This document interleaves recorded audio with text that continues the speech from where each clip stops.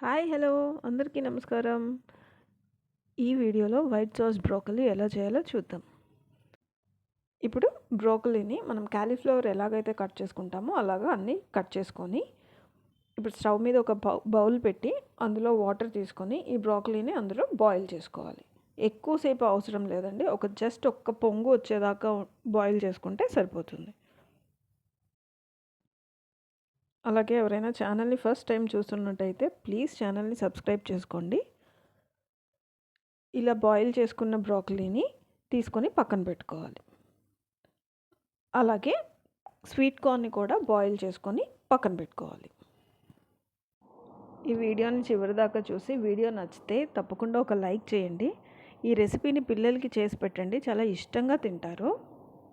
చాలా నచ్చుతుందండి పిల్లలకి.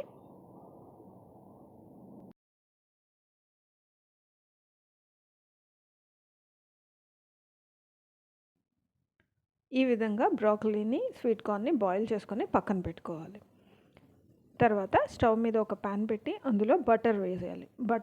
బటర్ కొంచెం మెల్ట్ అయ్యేదాకా ఉంచి తర్వాత సన్నగా తరిగిన వెల్లుల్లిపాయని వేసి ఫ్రై చేసుకోవాలి. వెల్లుల్లిపాయ మాడిపోకూడదండి, మంచిగా రోస్ట్ అవ్వాలంతే.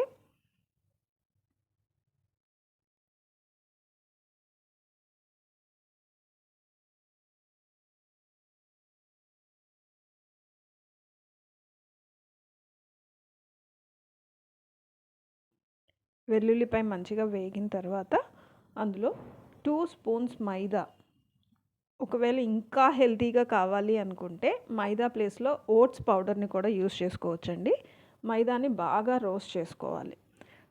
పచ్చి వాసన పోయి కలర్ కూడా కొంచెం చేంజ్ అయినట్టుగా అనిపిస్తుంది, అంతవరకు మంచిగా రోస్ట్ చేసుకోవాలి. తర్వాత ఇందులో కొంచెం కొంచెంగా పాలు పోస్తూ ఉండలు లేకుండా బాగా కలుపుకోవాలి. చాలా జాగ్రత్తగా కలుపుకొని ఉండలు లేకుండా కలుపుకోవాలండి. పాలు మొత్తం ఒకేసారి వేసేయకుండా కొంచెం కొంచెంగా వేసుకుంటూ మంచిగా కలుపుకోవాలండి. దాంట్లో ఉండలు లేకుండా, లమ్స్ ఏమీ లేకుండా మొత్తం క్రీమీ టెక్స్చర్ వచ్చేలాగా కలుపుకోవాలి.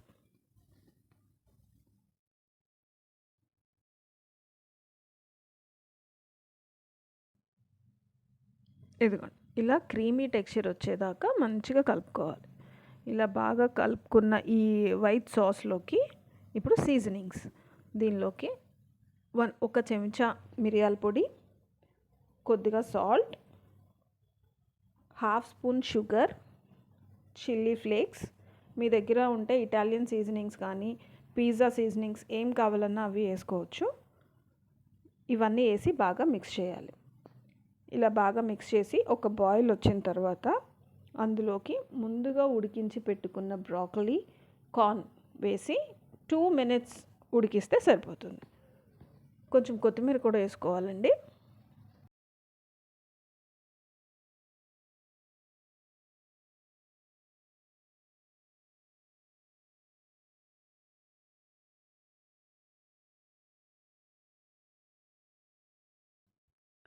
బ్రోకలీ అండ్ కార్న్ వేసిన తర్వాత ఇంకొక 2 minutes ఉడికించుకొని పిల్లలకి సర్వ్ చేస్తే సరిపోతుందండి. పిల్లలు చాలా చాలా ఇష్టంగా తింటారు, మళ్ళీ మళ్ళీ అడిగి మరీ చేయించుకుంటారు. ఇందులోకి బాయిల్ చేసిన పాస్తాను కూడా వేసుకుంటే పిల్లలకి లంచ్ బాక్స్ సెట్ అయిపోతుందండి.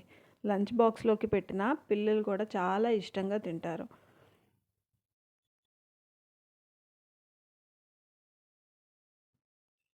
ఈ వీడియో కానీ మీకు నచ్చినట్టయితే ప్లీజ్ లైక్ చేయండి, ఛానల్ని సబ్స్క్రైబ్ చేసుకోండి. ఇట్లాంటి సింపుల్ ఈజీ రెసిపీస్ అన్నీ ఛానల్లో ఉన్నాయి.